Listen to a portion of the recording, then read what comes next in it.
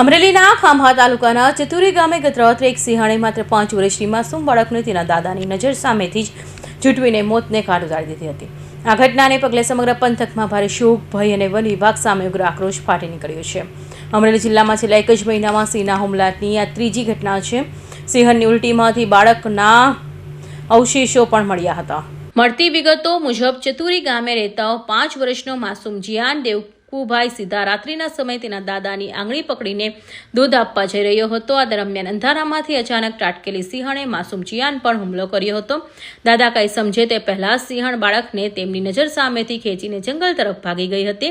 દાદાની મજબૂર ચીસો અને બાળકોના આક્રંદથી આખું ગામ ગુંજી ઉઠ્યું હતું.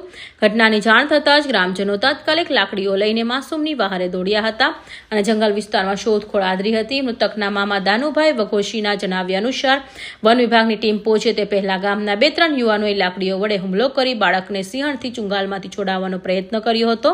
સામાન્ય રીતે જે સિંહ છે એ માનવ ઉપર હુમલો કરતો હોતો નથી, એટલે આના સ્વભાવમાં પણ પરિવર્તનના કારણો જાણીશું અને આગામી દિવસોમાં એમ આપણે જરૂરી પગલાં લઈશું.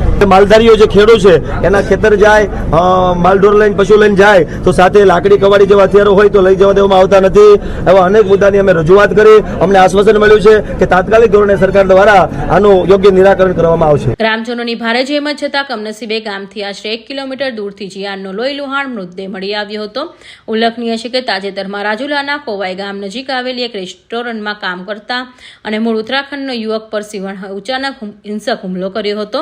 મોડી રાતે પોતાના વતન જવા નીકળેલા યુવકને સિંહણ ખેંચીને સીમા વિસ્તારમાં લઈ ગઈ હતી અને ફાડી ખાધો હતો. સિંહણના હુમલાનો ભોગ બનેલા યુવકની માત્ર ખોપડી અને શરીરના કેટલાક અવશેષો જ મળી આવ્યા હતા, જેને જોઈ સ્થાનિકો અને અધિકારીઓ પણ સ્તબ્ધ થઈ ગયા હતા.